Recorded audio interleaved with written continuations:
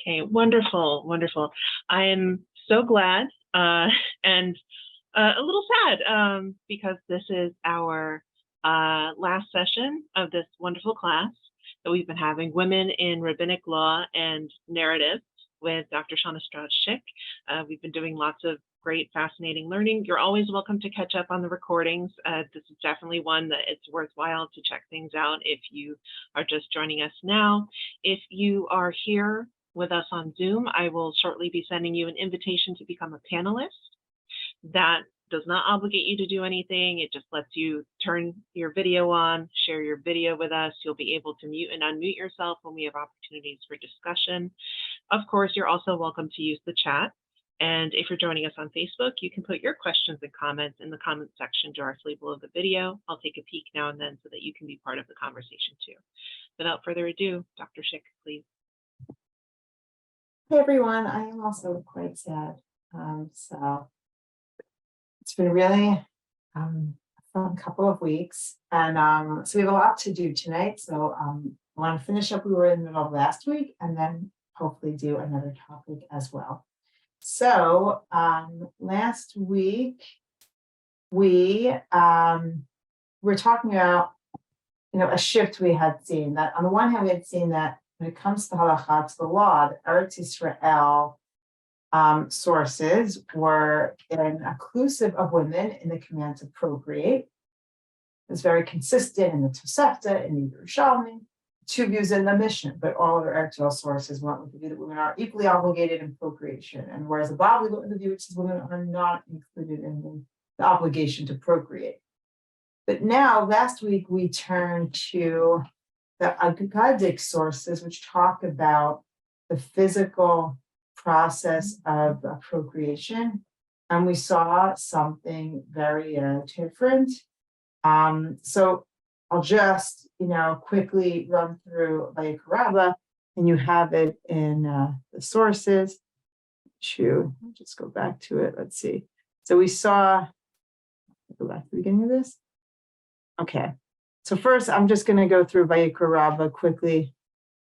You have the sources for it that I posted up in the chat. We had seen in Petita, 14:1, it compares, first it starts, talking about childbirth and God's creation of the first man, and really gives the whole thing like cosmological significance. And 14:2, and I'll put the English here.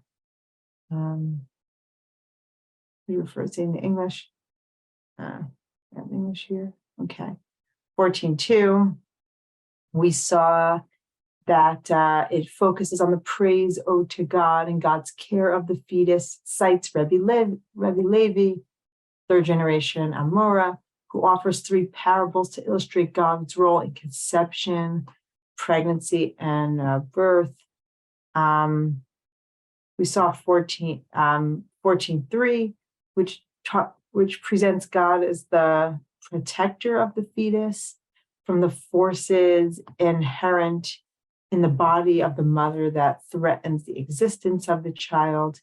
There's statements attributed to Rabbi Abba ben Kahana, who discusses how the womb is like a vessel open at its bottom, and it's upside down, and it would fall out. The fetus would fall out if God didn't ensure that it doesn't fall out.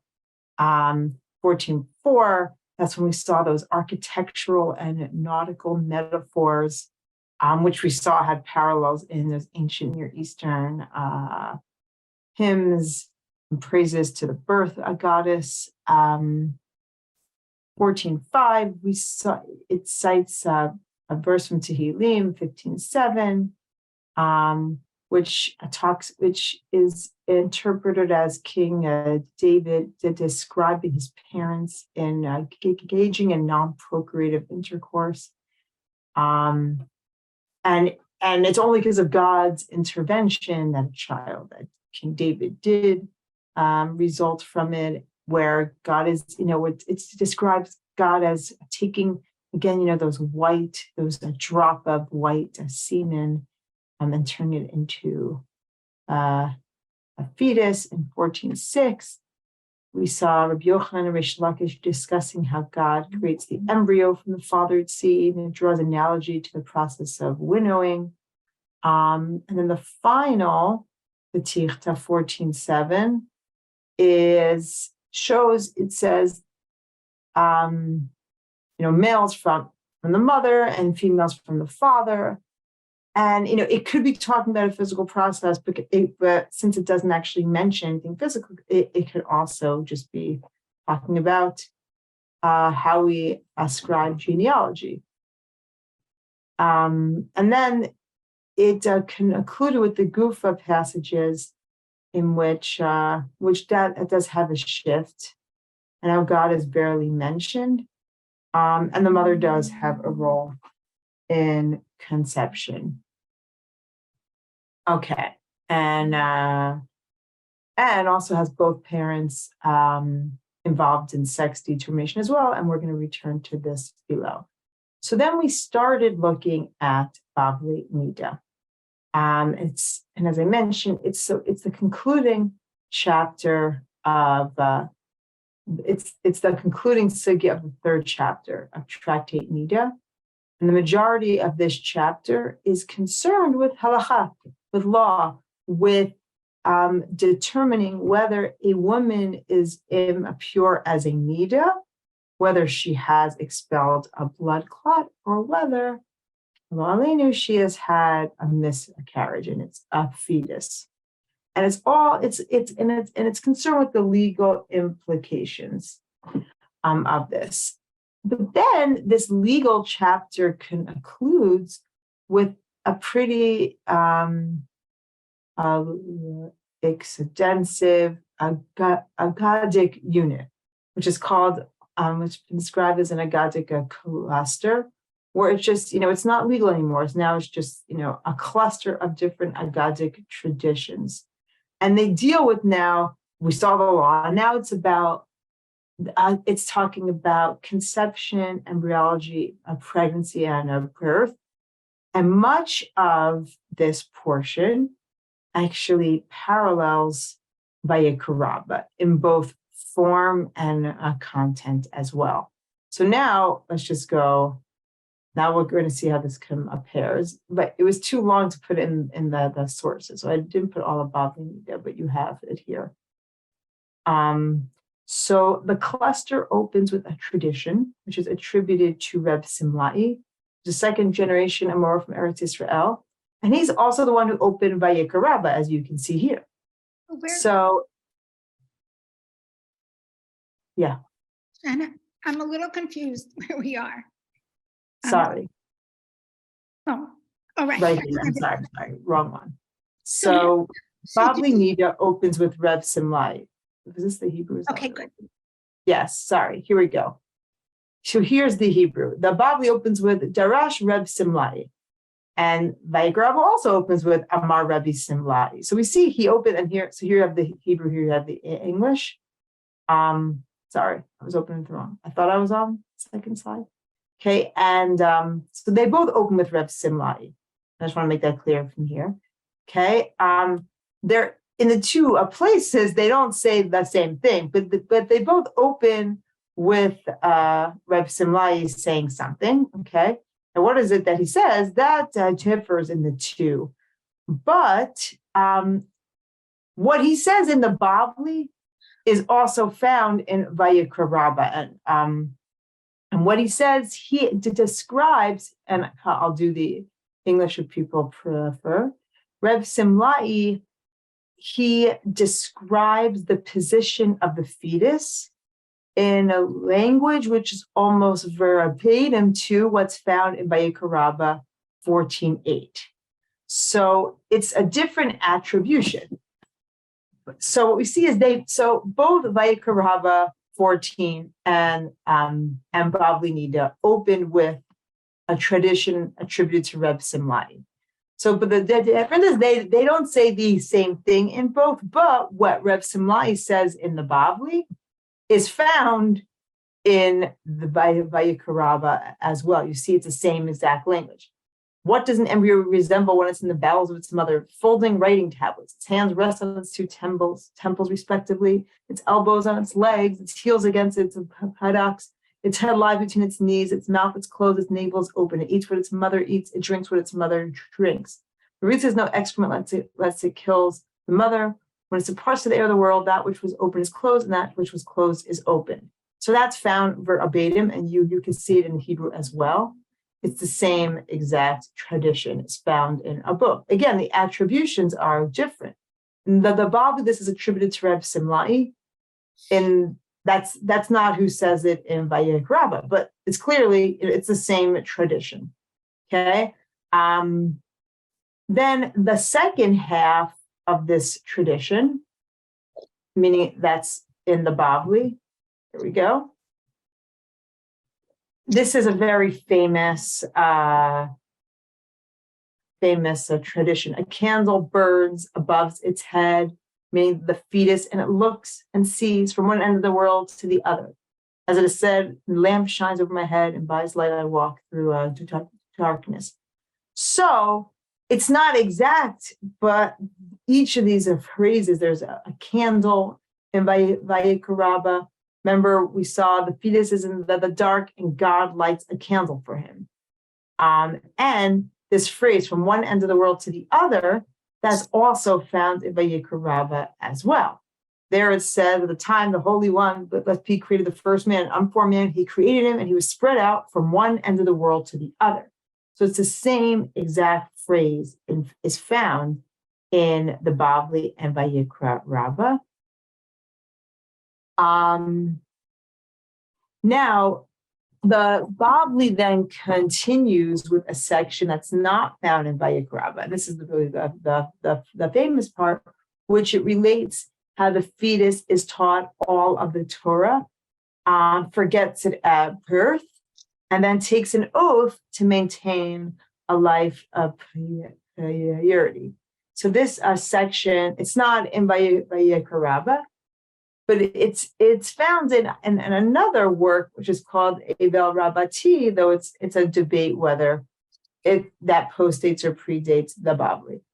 Now, the Bavli now continues with the series of Piraitot.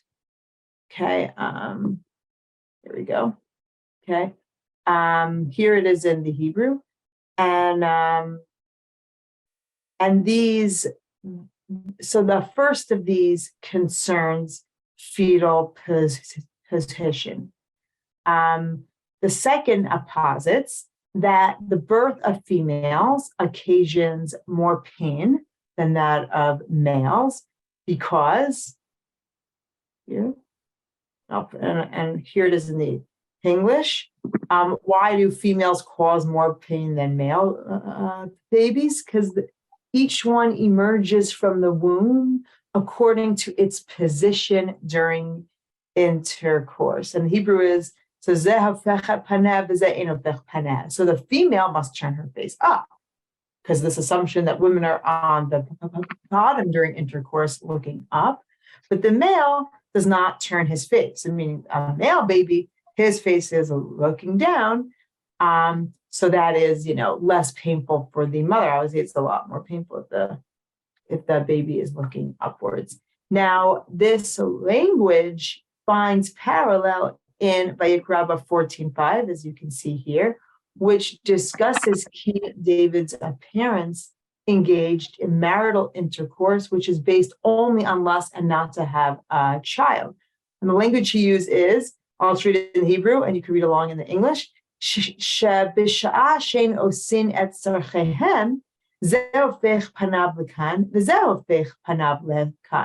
they fulfill their needs, this one turns his face to here, or this direction, this one turns her face to here, or to that direction. And here's where God intervened and gathered every drop of semen to inseminate the wife. So you see, again, it's not the same tradition, but that's really verbatim language that we're seeing in both, and you could just see it in the Hebrew.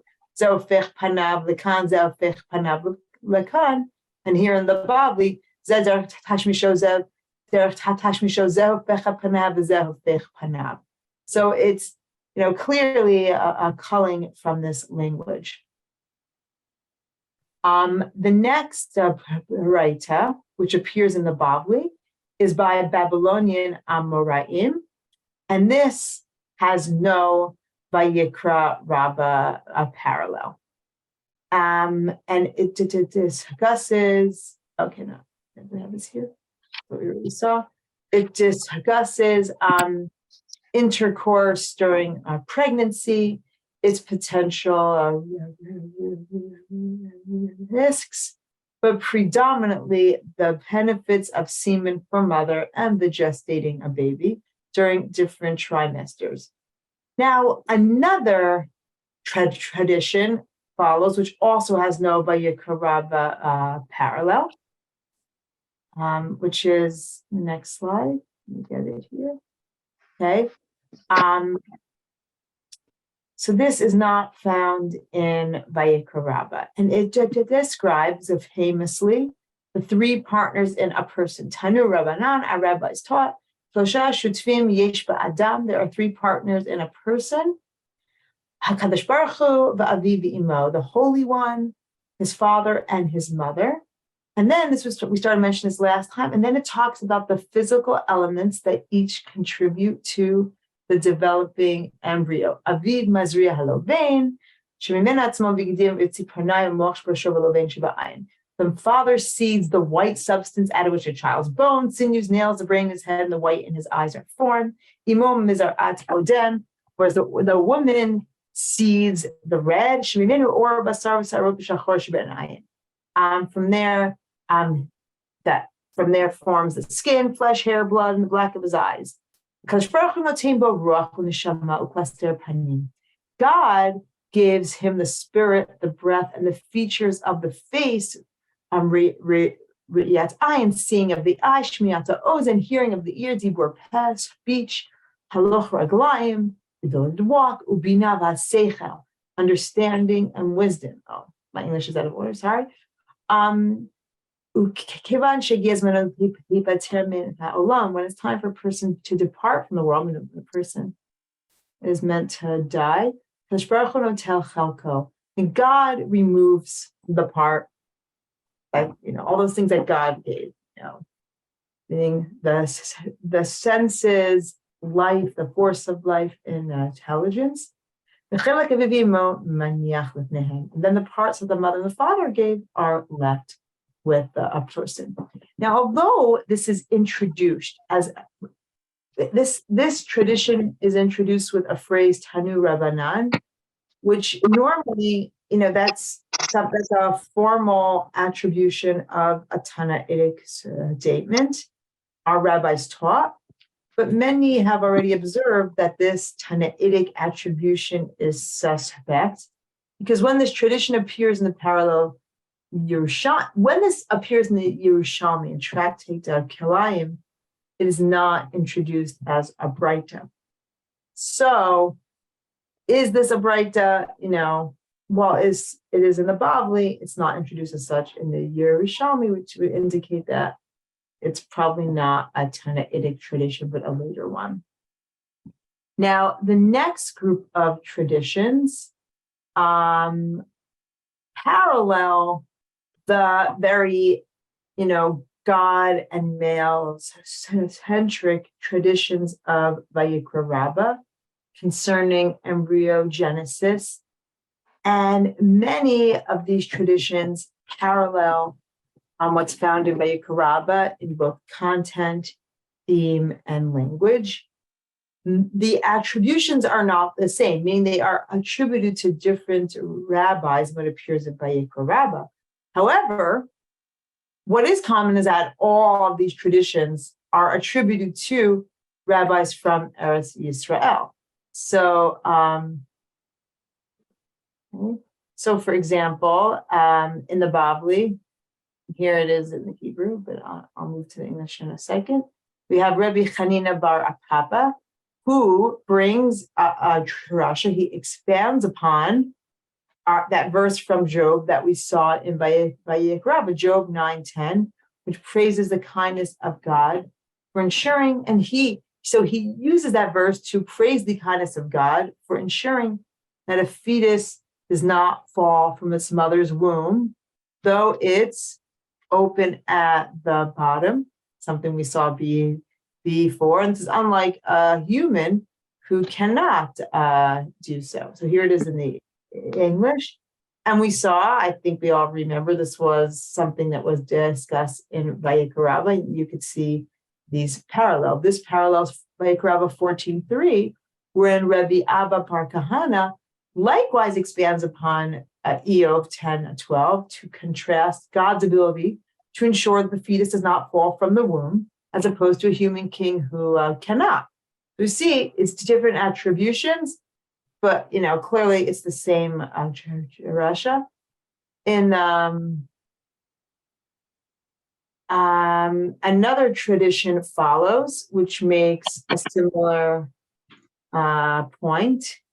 If a man puts his things on a scale of a balance, heavier they are, the lower the scale descends. Whereas the Holy One, blessed be, fashioned the woman in such a manner that the heavier the embryo, the opposite occurs. The higher the embryo rises, and it does not fall out. Meaning God ensures the fetus does not fall out, despite the fact that we would think that as it gets bigger and bigger, it should fall out. Like gravity is just not, normal laws of gravity just don't seem to be at work with a pregnant woman. We then have the next tradition. We see an agricultural metaphor that we find in both. In the Bavli, Rabbi Yosef HaGalili, who's a second generation Atana, he appraises how God forms a fetus in the womb, and he compares it to the process of planting seeds. And this is a parable, I'll show you in the English now, to Vayikra 14:6, where we already seen Rabbi Yochanan and Reish Lakish draw analogy from another agricultural process, that of winnowing, to discuss how God creates the embryo from the father's seed. And this group of Eretz Yisrael traditions then includes one by Rabbi Yosef, who's actually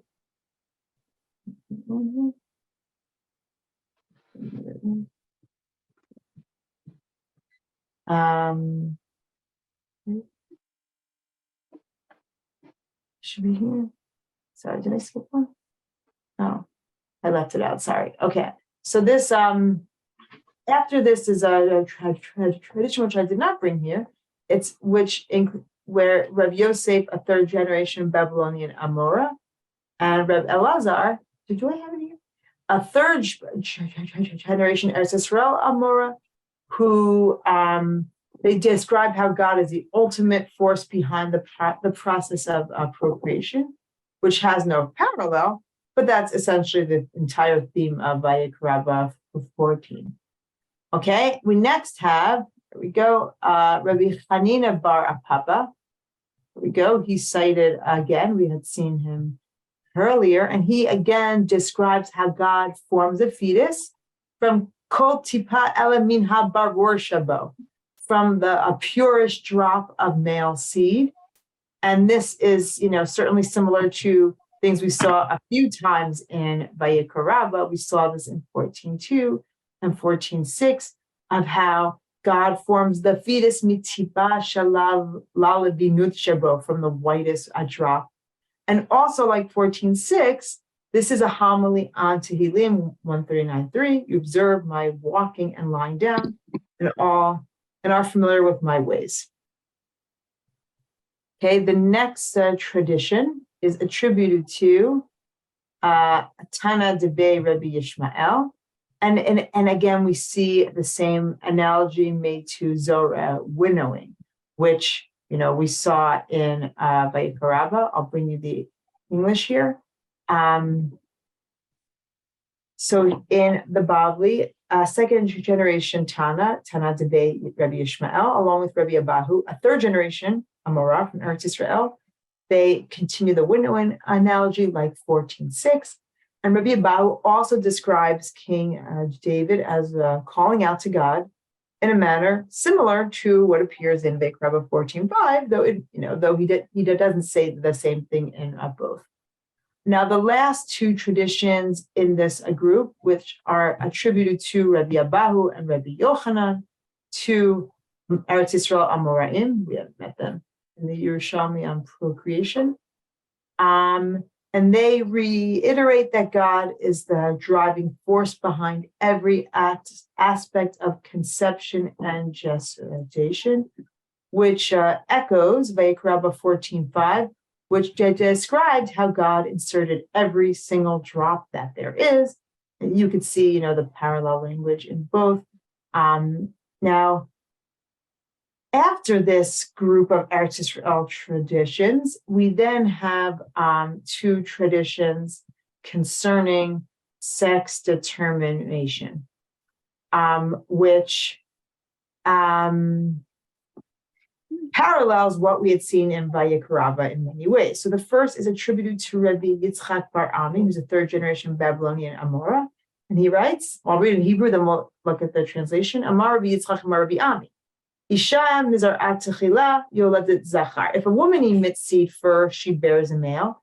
Ish mazriat techila. If the man emits seed first, yoledet nekeva. She gives birth to a girl. Shnamar isha ki tezriya v'yalda zachar. As it says, a woman who conceives and bears a male child. So that was, first, just remember, that was the verse that Vayikra, it's a verse that Vayikra 14 is on. The second tradition in the Bavli is also introduced as a Braita. It says, Tanu Rabbanan, rabbis taught, Arishona Hayu Omrim. Originally they said, Isha Mizrat Techila Yoledet Zachar, Ish Mazriat Techila Yoledet Nekeva. Let's go to the English. Originally they said, if a man gives birth, if a woman emits seed first, she'll bear a male. And if the man emits his seed, meaning his semen first, she will bear a female. But the sages did not explain the reason. Until Rabbi Tzadok came along and explained it. And he brought a Harasha.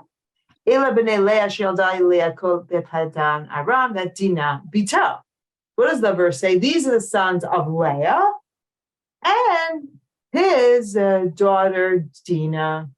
So you see here, the male sons go after their mother, whereas the daughter Dinah, it doesn't say and her daughter Dinah, it says and his daughter Dinah.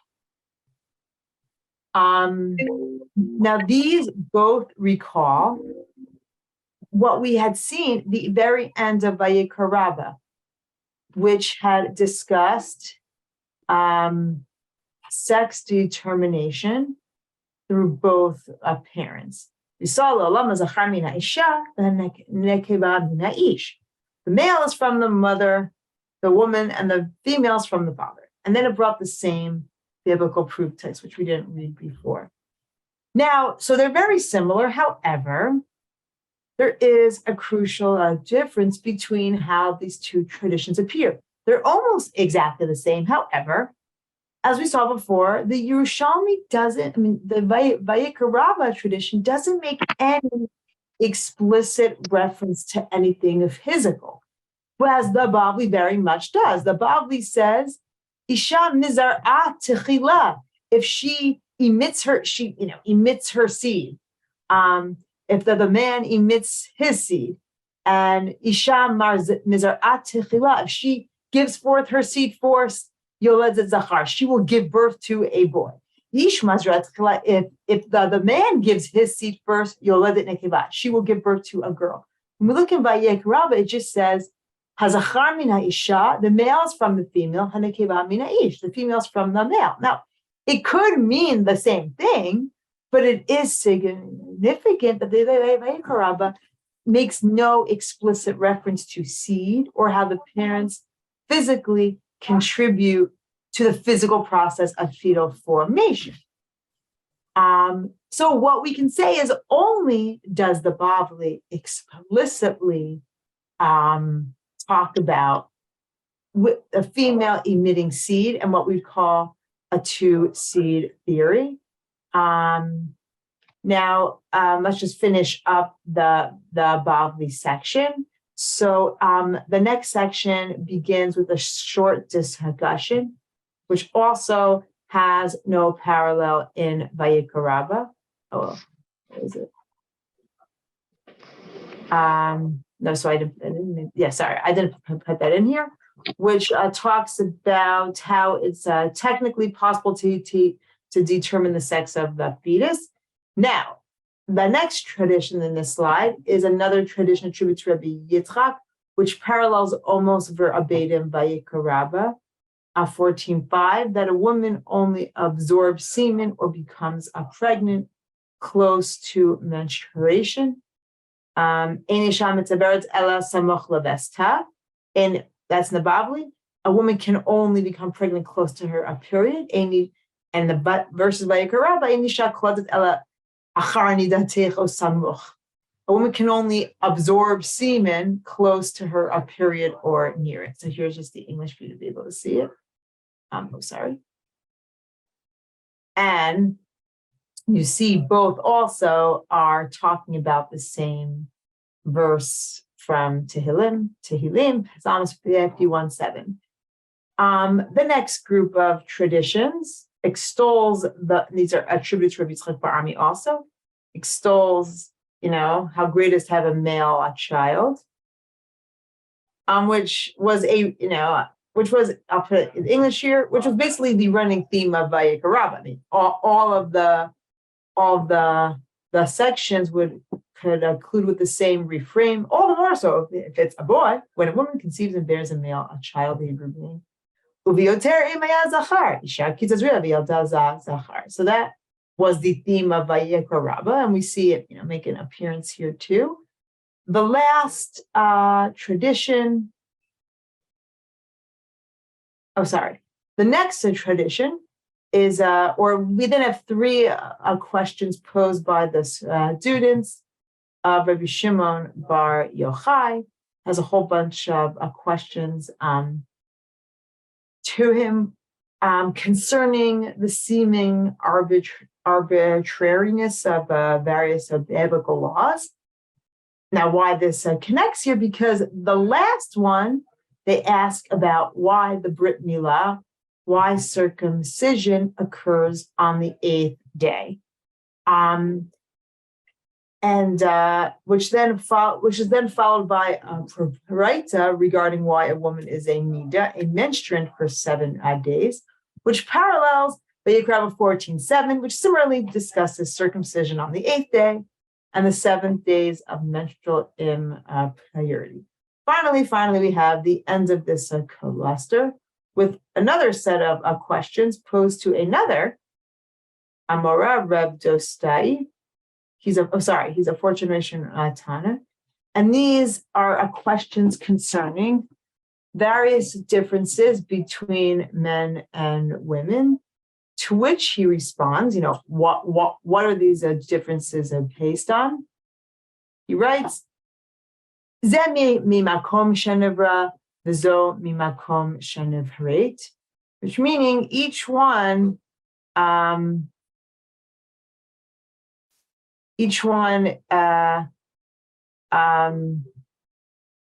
stems from the place where he or she was created. So this has no parallel in Vayikra Rabbah.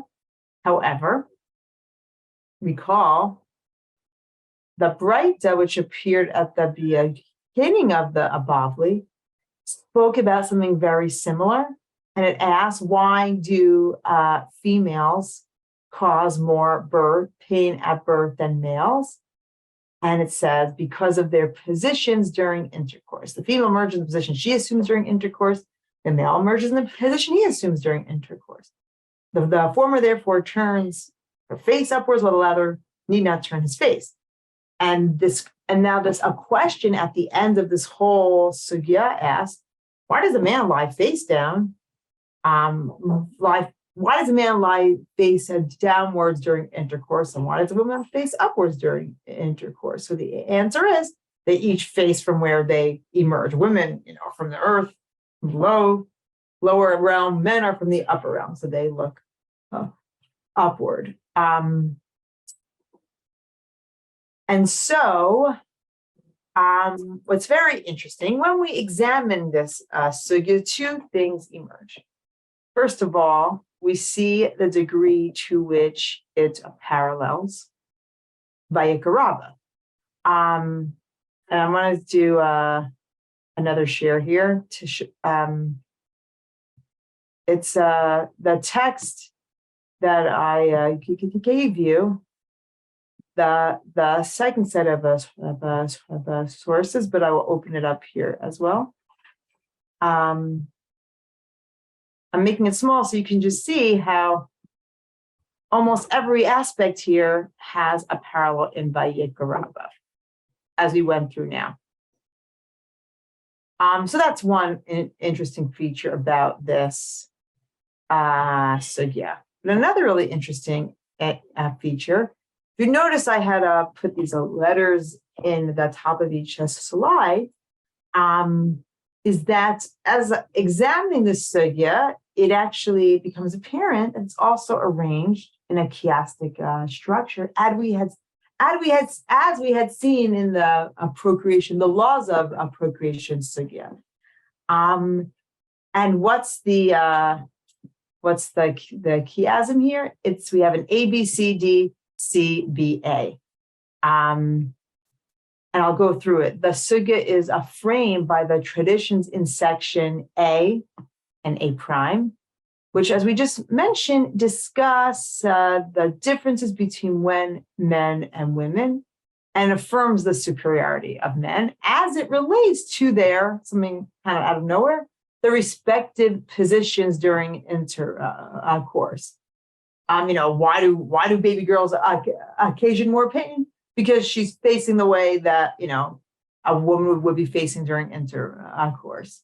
And at the end, one of the questions asked to Reb Dostai was, why do men face down and why do women face upwards? So, and we saw use the same language in both as well. And just go back to show you that again. Here we go. This is A and A prime here. It uses the same language in both the beginning and at the end of it. Okay, then we have, the next point of the chiasm we have in section B, each describe aspects of men's preferred status. So I'll show you that here. Talked about, how in B, Rev Katina talks about how he produced only male children. Ravam gave some guidance for how to have male children. Rav Yitzchak Barami spoke about the benefits of male semen. So this paralleled an earlier B. We had two Abraito, which talked about the benefits of semen for mother and fetus during the different trimesters. Okay. What do we have in C? So those are the C and C prime. Those we have where a real shift occurs. Those where these are the traditions which diverge from the whole sugya, really, which describe the material contribution of both men and women in embryogenesis. I'll come back to that soon. And then what do we find in section D? That section D was really a cluster of traditions which return to the previous tone of the unit and really paralleled Vayikra Rabbah. And it was, talk about, how God takes the seed, the womb being a dangerous place. And so what do we see here? That at the center of the sugya, it is the Vayikra Rabbah material and the theme of the Vayikra Rabbah as the dangerous womb and God protecting the child in the dangerous womb.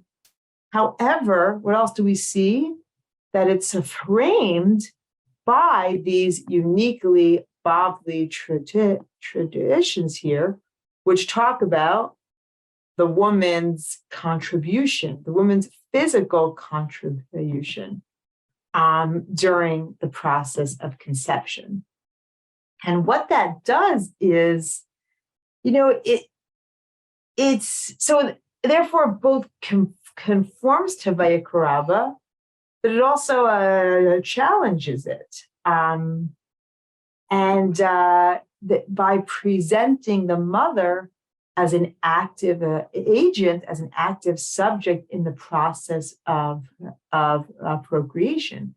So we're seeing that while most of the traditions in this Bavli, aggadic cluster conform to Vayikaraba, we see that there's a certain ambivalence to it, represented certainly by the tradition in section C, but also if you recall the beginning of the introductory tradition, the end of Rabbi Simlai's tradition, which describes the time in the womb as one of the happiest in a person's life when they're taught the entire Torah, and that the light being provided for the fetus, that found parallel in Vayikaraba, as did, the light shone from one end of the earth to the next. But the womb as being the happiest one's life, which offers a time in the womb that's really ideal time, certainly stands in very stark contrast to what we saw in Vayikaraba as the womb as this dark, menacing place where forces of gravity would make the child fall out if it weren't for God protecting it. And what we also see is these traditions in C, where the mother is an active agent who gives forth seed, framing the central Vayikaraba section.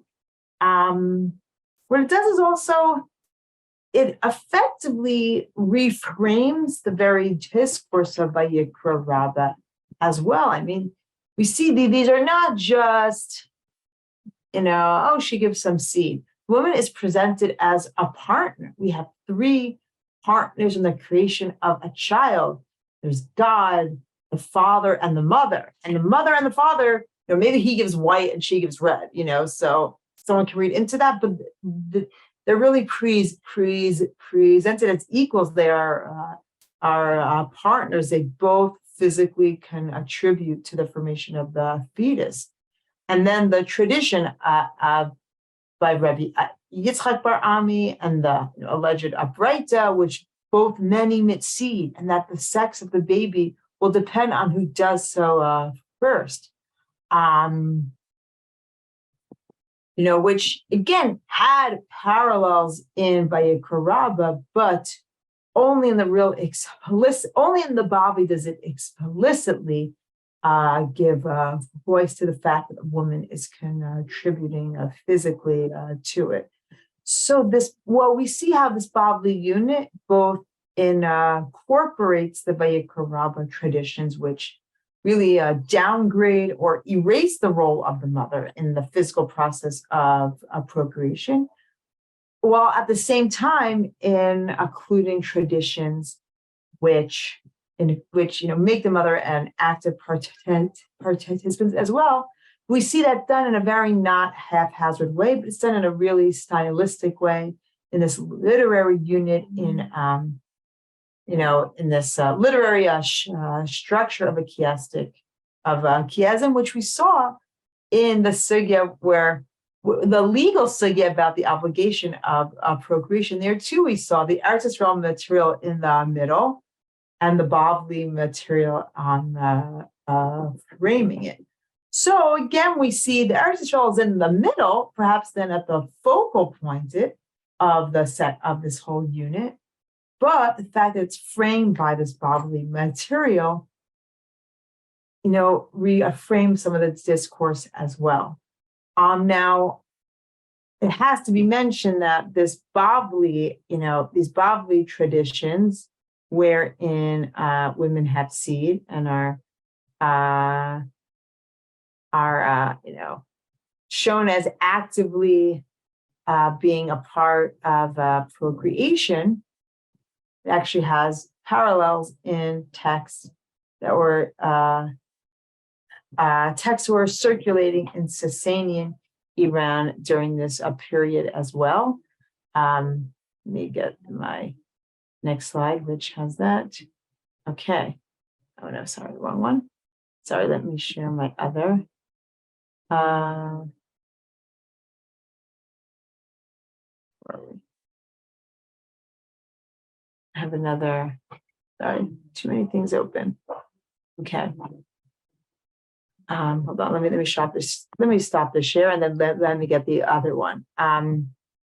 So we had seen last time that the one seed theory evinced in Vayikra Rabbah, it reflects a one seed theory that, it was not the mainstream one, but it was a theory that was around in Greco-Roman literature, particularly by Soranus.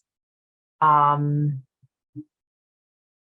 while that might not have been the most popular theory, it clearly was one that was around during that time.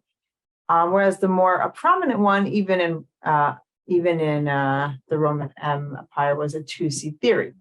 But both were around. Now, when we look there isn't much evidence we have from Sasanian Iran. However, there is one text which admittedly is from a later time. It's from already the time of the Muslim conquest, but it does contain much earlier material. It's a Zoroastrian text, which was the official religion in the Sasanian Empire during the time of the Bavli. And what this Zoroastrian text writes, it's about conception. When the time of conception has come, if the seed of the man is stronger, a son is conceived. And if that of the woman is stronger, a daughter. If both seeds are equal, then twins and triplets result from it. So we see that one, they're espousing a two-seed theory. So that seems to have been, at least when this is written about, oh, thank you. When this text is written or come opposed, they preferred a two-seed theory, where both the male and the female produce seed, and both of their seeds contribute, not just to the fetus, but has a role in sex determination. So that's just one thing. Now, it's not working in the same way. Here it's who's stronger, whereas in the Bavli, it's about who comes first. But we do see that at least this text is assuming a two-seed theory. So it's possible that in our Bavli Sugya, it's combining both the received Eretz Yisrael traditions along with ones that might have had more currency in Sasanian Iran. And you see how the Bavli brings them together in this, literary way and arranges them in a way that the Eretz Yisrael is in the middle, but the Bavli material reframes it or frames it and therefore somewhat undermines them as well. So what we see, putting this all together, we see the same thing happen kind of in a mirror image of each other. In the halachic sugya, we saw the Eretz Yisrael material includes women in the legal act, in the halacha of procreating. Men and women are equal in the Tosefta, in the Yerushalmi. And we saw in the Bavli's parallel discussion, it used the Eretz Yisrael material, but it reframed it through the use of narratives to limit the Eretz Yisrael rules and to say, no, women are not obligated in procreation, something that's on men alone, and women have no role in this. Therefore, they really don't have the right to divorce. Okay, and cases will grant women that right, but when men and women do not have an equal obligation in the command to procreate. And yet, when we look at the Aggadah, it is the opposite. It's the Eretz Yisrael text which cut women out of the physical process of conception. Say it's something that, it's only the man, it's his seed. The woman, is like the earth that's planted on. Her womb is just like this upside down bag that's holding the fetus. It's not even a safe place for the fetus. It's only because God is protecting the fetus that it doesn't fall out, and it's dark and it's lonely and it's scary. No one pays attention to it. The woman has very little role. Even when she is granted a role, at the end of the unit, at the end of the Vayikra a chapter, it doesn't explicitly attribute seed to her or her physical contribution. And yet, when we look in the Bavli, again, it comprises these same Eretz Yisrael traditions, again, but it also includes those which treat women as an equal. I mean, it calls, the man and the woman partners. And really, it's the same kind of discourse that we saw the Tosefta do about men and women when it came to the command. So we see this real contrast between law and narrative in this case of procreation. Okay, I thought I would get through that in a few minutes. I wanted to do one more example of this contrast between the law and narrative. I think I could get it in a little bit. And this is about when it comes, first of all, are there any questions on what we just did? So, okay, let me just, first I'll give you sources. So this is a topic we had touched on already in the past, and it's the mitzvah of Talmud Torah. Okay, so here we go. Okay, so we had already seen, let me open this. We had seen already a bunch of indications, a bunch of text. Yeah, sorry. You said now you're doing that? We're learning Torah all day, and now you're just going to tell us. Well, we did see some of this already. So some of this is going to be a review. Remember, if you recall back when we talked about the ways that the Bavli, remember we talked about in the beginning, there are specific patterns we saw the Bavli employ for how it excludes women from mitzvot that in Israel text women were a parallel in. So we saw, one of the early examples we saw was we have this abraita, this tradition, which talks about people in different states of tuma, of impurity, what they're allowed to learn. And in the Eretz Yisrael versions, in the Tosefta, in the Yerushalmi, the list includes women. So it says, Zavim, Zavot, menstruating women, women who just gave birth, are permitted to read from the Torah, the prophets, the writings, study Mishnah, Midrash, Halachot, Aggadot. But men who are Balkari, a man who has ejaculated and is impure due to a seminal emission cannot learn anything. That was what it appeared in the Yerushalmi as well. When this Braita appears in the Bavli, there are no women in this list. It's all men. So it has Azav, males, Mitzoraim, male people who are afflicted with Sara'at. And now instead of Nidot, we have Ba'in al Nidot, men who have intercourse with a menstruating woman. So it's all men. And what can they do? Mutar Lakro, they can read the Torah, the prophets, the writings, learn Mishnah, Gemara, Halachot, Aggadot. So you see how the Eretz Yisrael versions are talking about what are people allowed to learn, and these people include men and women. And if you have to educate what women are allowed to learn when they're in a state of tuma, that's a strong indicator that shows they probably were regularly already studying, and therefore has to say, oh, and just so you know, even if you are in a state of tuma, in a state of impurity, you're still allowed to learn. It's fine. Whereas in the Bavli, it seems it couldn't even entertain that possibility. We'd also see, if you recall a few weeks back, in the sugya related to Shema. And the Bavli just accepted that, of course, women are exempt from Shema as the Mishnah states, whereas we saw in the Yerushalmi, we saw 2 third-generation Amoraim saying, well, shouldn't also everyone have an obligation to Lishinun, to Now, it said that word to recite, but that actually is a term which throughout the Yerushalmi means to recite, to sharpen, to study Torah. So I suggested it's possible that they weren't just challenging women's exemption from Shema, but it's also possible they were challenging women's exemption from Talmud Torah, studying Torah as well, because there's two understandings of the purpose of Shema. Either it's accepting the, Omachot Shemaim, the yoke of heaven, or it's a form of Torah study. And both of those goals of Shema are in the Mishnah. So it's possible that they were arguing women should also have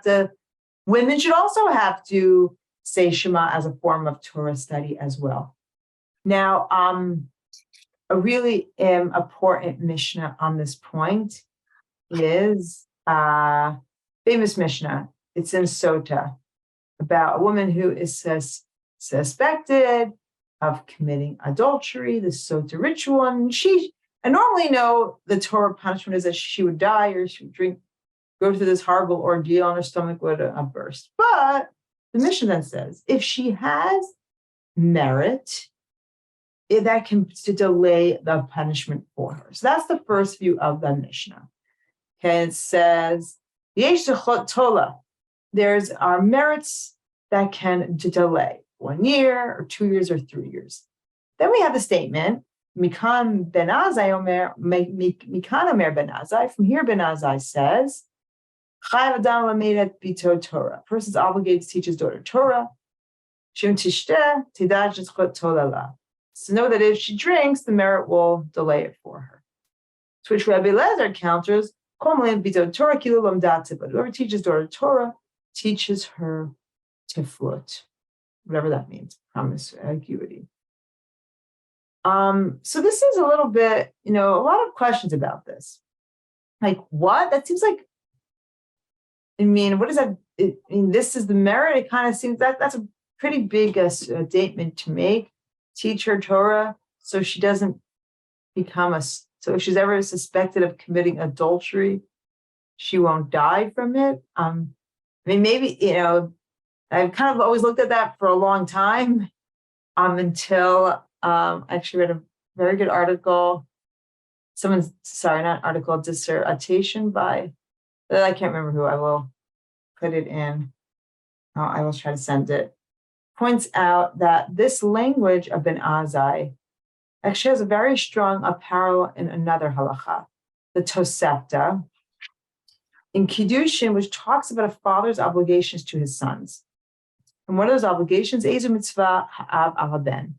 What is a father's mitzvot obligations to his son? He has to circumcise him, redeem him, means do a pidyon haben. And it says, ulilamdo Torah, and teach him Torah. Okay. And then after this, Reb Huda responds, Kol she'en melamed et beno omanut melamdo listut. Whoever doesn't teach his son a trade, teaches him listut, the trade. You see how these two clauses here very much parallel Ben Azai and Rabbi Elazar's statement. The only difference is, the main difference is he's referring to females. The Tosefta is, it's a mitzvah ha'av al haben lelamdo Torah. Whereas Ben Azai is saying, chayav adam lelamed et bito Torah. And so it's been suggested. Yishai Rosenzweig agrees with this, so him I can remember, who also says this, that Ben Azai's statement may have originally come after this one. In this statement, the anonymous statement here says, men have to teach their sons alone, whereas Ben Azai says, no, he also has to teach a daughter as well. The same chiyuv applies to a daughter. And you see how Rabbi Elazar's statement, his counter, also it's very similar to Rabbi Yehuda's statement. They even rhyme. Rabbi Yehuda says in Hebrew, Kol she'ema melamed et beno omanot melamdos listut. Rabbi Elazar, Kol melamed bito Torah melamda tiflut. You see the real parallels between these two statements, which might suggest that originally these four might have all been together. that this Tosefta, this anonymous opinion said, fathers only obligated to teach their sons, to which Ben Azai says, no. Fathers also have to teach their daughters as well. And notice he says Adam and not Av, and Adam refers to humans, not generally a gender thing. So if fathers or if daughters also had to teach, or if daughters also have to have been taught, it's possible that others have that obligation as well.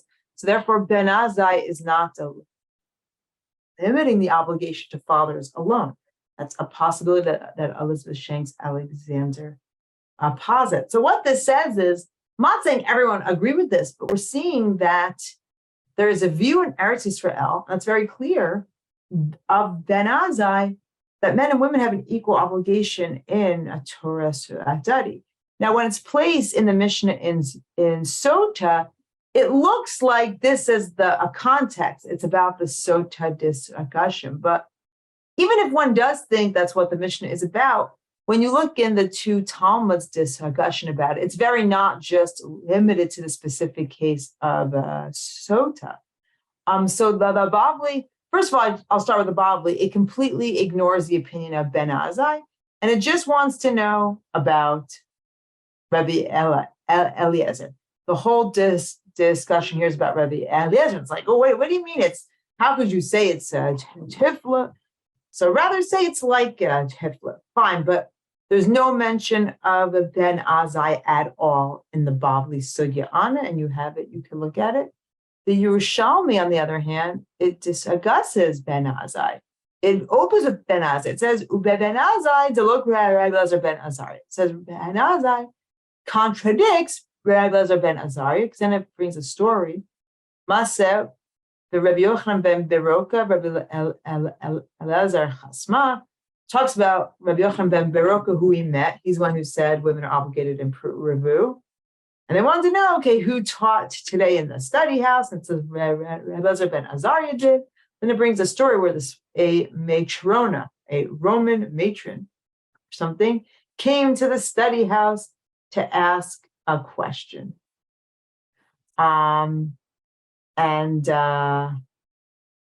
Okay. So, sorry. First, he brings a drasha about Hakel, the mitzvah to bring everyone to hear the Torah. The obligation is for men to learn, and women are just, women are to come, but not to learn.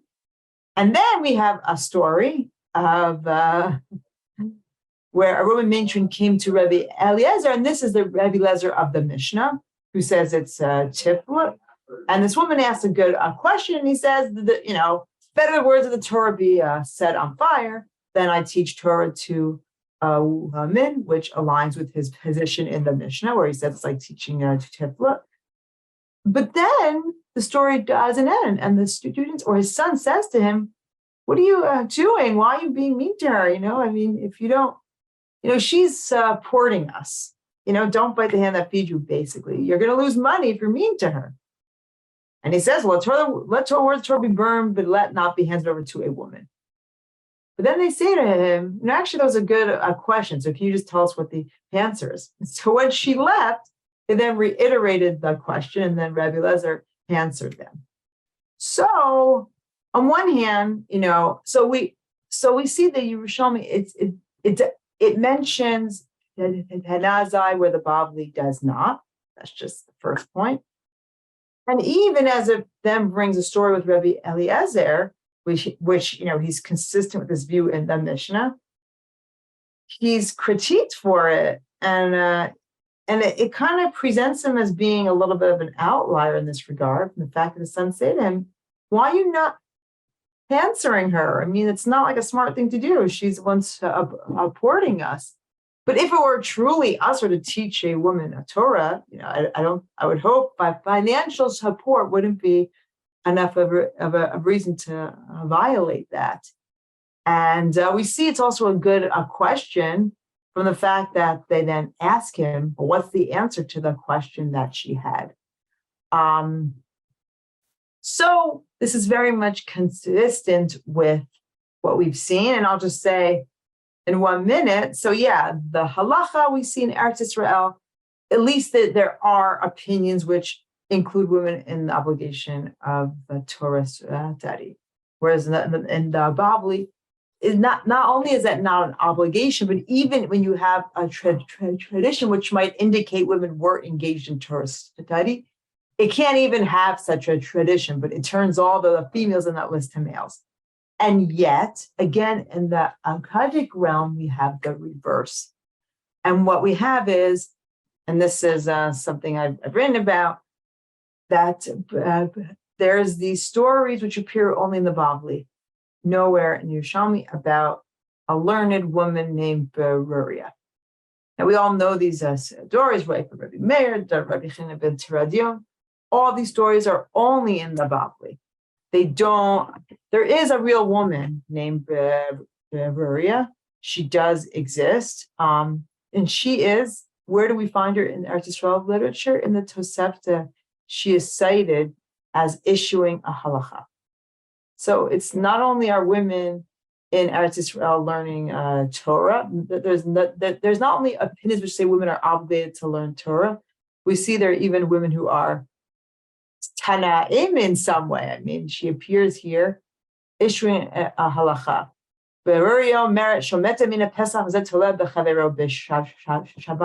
So she is a person, she existed, but we have none of the stories about her. Those are all Bavli creations. And they're very clearly Bavli creations because the stories will find a parallels in Eretz Yisrael literature, but the parts about Beruria are only in the Bavli. So once again, we have this dissonance between the law and the narrative. The law in Eretz Yisrael includes women in Torah study, whereas in the Bavli does not. And yet the Bavli has these narratives about a woman who is depicted as a Talmudat Chacham. It says in the Bavli, she learned from 300 rabbis and 300 halachot. And these are only in the Bavli. And I'll just say, once again, a lot of these stories about Beruria have Middle Persians or Astrian parallels, or some of them have some motifs that are similar. So we see the Bavli perhaps engaging with its halacha, with its more exclusionary halacha, through the realm of aggadot, where it's able to imagine other possibilities, maybe other possibilities from the culture around it, which challenge or are, it's an alternate model to the halacha that they propose. And we've gone over time as it was, so I will just leave it at that. And thank you everyone so much for, just this opportunity to learn together and to share this and to, as I said, this is a larger study that I am working on. So you've all really helped me because it's helped me, put this together and think about, how it can be organized. And love to hear your feedback as well. Welcome to write to me, but really thank you all so much. And it's really been this was a fascinating series. Thank you very much. Oh, thank you so much. Yes, I will send, let me do that right now. I'll share the Beruria sources. Dr. Schick, thank you so much. I know it's late for you, but if you're willing to entertain questions from anyone, if folks see some good questions in the chat. When is your book coming out? Well, I'll let you know as soon as it's done. I mean, it's still the much of it is written. But yeah, thank you. No, the pressure is good. I have a question. Yeah. It might be, and it's totally valid if, the answer is wait until my book comes out and then you'll find out. But with these patterns, why? Why did these patterns emerge? I have my own thoughts about certain things, like at least on the Talmudic level, in terms of I feel like there's a real discomfort for the rabbis in being in diaspora and needing to exert more social control. And and limiting women is a pretty good way to exert social control. But then how does the aggadic difference play into that? Like, what Right. are they, why are they doing all this? Right. I mean, right. Like, and what I could also see, it's not like, oh, in Greco-Rome, they're more enlightened, whereas, in the Persian East, they're not. It's not like a black and white like that, because there's elements of both.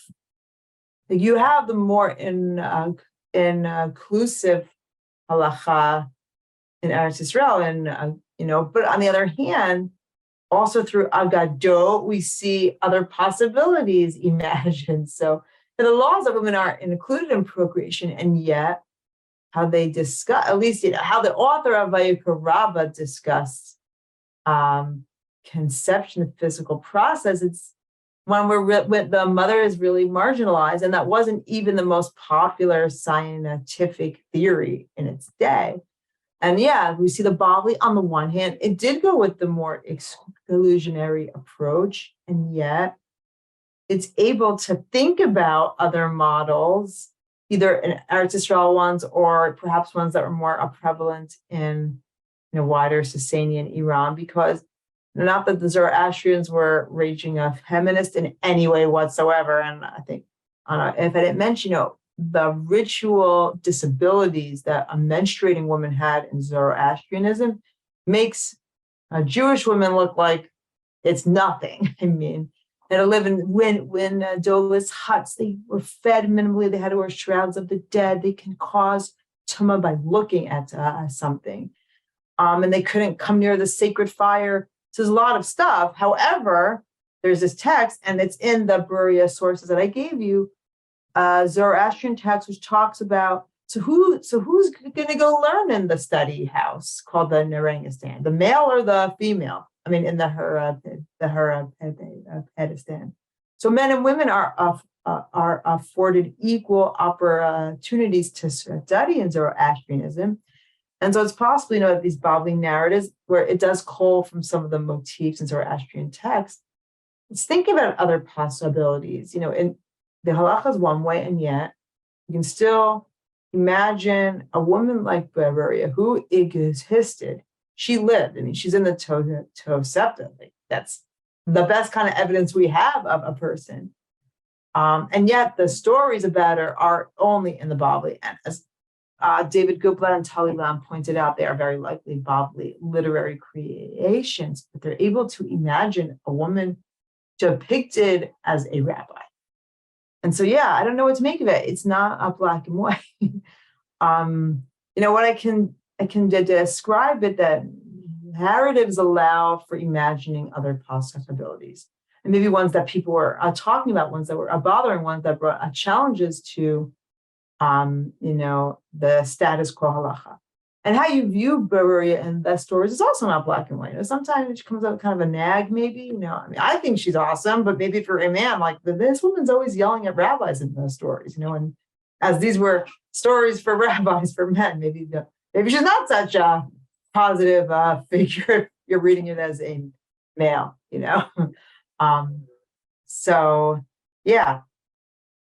It's something I'm trying to think about, and I'd like to hear thoughts. But what we see is it's certainly not a black or white, and we have a mirror image going on in both places, where narratives or agadot are the means for imagining other possibilities, and a counter. Like a dissent. Yeah. And that's what narratives do. I mean, that is often their role. We can imagine other things, a challenge to the law, the way that people respond or live with the law in ways that the law can't necessarily express. There are times I say, well, maybe the Bavli is just more, they're less strict. The fact that Eretz Yisrael texts obligate women in more things, maybe it's just a culture of more strictness, of a humrah, which then manifests itself in obligating women as well. But it's not because women are, it's more in inclusive per se. And maybe, but the thing is, Judaism, in Rabbinic Judaism, being obligated in mitzvot matters. It has a value. And why the Tosefta says, why do, according to one opinion, why does a man say Shalo Asani Isha? Because the reason is women are not obligated in as many mitzvot. So it's considered a privilege to be obligated in mitzvot. It's not a burden. So it's not, in Eretz Yisrael, they're just more strict. Maybe they are, but having an obligation is seen as a valuable thing. And that adds to the value of those who are obligated. I mean, that's expressed by the reason Shelo Asani Isha is said. That is the reason given for it. So, yeah, being obligated matters. I know, but is that Talmudic or Tannaitic? The reason Yes, that idea of Tannaitic. women, wow, I didn't realize it. Yeah, I can share with you right now. A lot of sources. Hold on.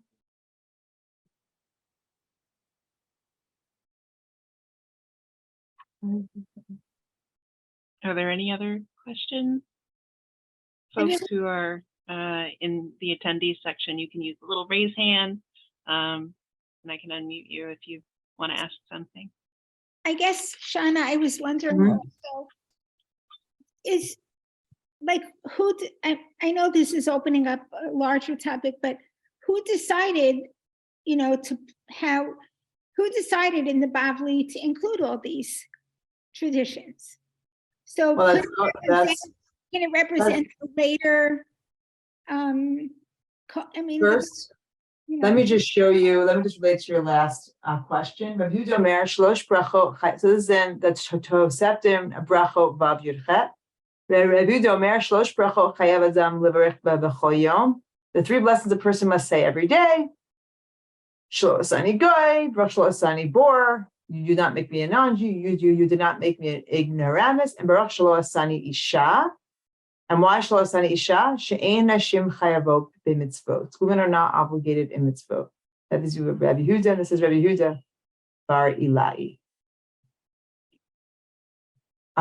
So that is, so clearly, obligation in mitzvot is a privilege.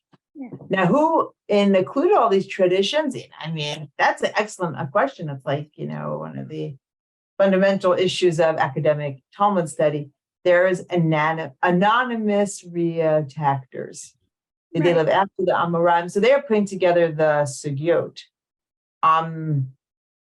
So the Bavli does include traditions from, it's hundreds of years. It's not like someone sat down one day and wrote it all. It's in, what's the word in, aggregate. It's a compilation of horses gradually over a generation. So we see, it has an Eretz Yisrael Vayikra traditions, has Bavli ones. There are not, you see how it's. I like when I hear you talk about this. When I hear you talk about this, it feels as if the Bavli is not one. It has so much in it. Yeah, it's not one voice. I mean, it's hundreds of. Also, not one. Doesn't reflect one culture or one period. Right, that's true.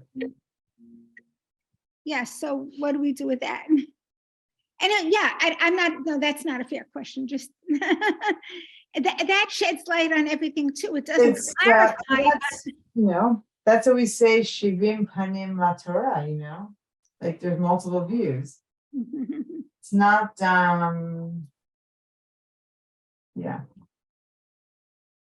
Thank you. There's not one voice, but we do see. What we can see is even those multiple voices. There is a trend that we did see with regard to women at least. Thank you. Those voices. And thank you all so much. And you're welcome to email me with questions you might have. Okay. So thank you again, Dr. Schick, for a tremendous class and for everyone who participated. We love having you as part of our learning community. It's always very rich. If you would like to learn more, perhaps with Dr. Schick. Not next week, but the week after that, we will be having a 1-week Winter's Mon, and Dr. Schick will be leading the morning Gemara Seder. We'll be looking at passages related to Kavanah, so intentionality, very much related to things that we were talking about here. If you're obligated in mitzvot, or if you're performing mitzvot, whether you're obligated or not, how much Kavanah do you need? So I'm sure that will just be wonderful. You can learn more and register at winter.dresha.org. We look forward to learning with you again soon. Please be well. Have a great day, everyone. Good night from Israel. All right, Shana.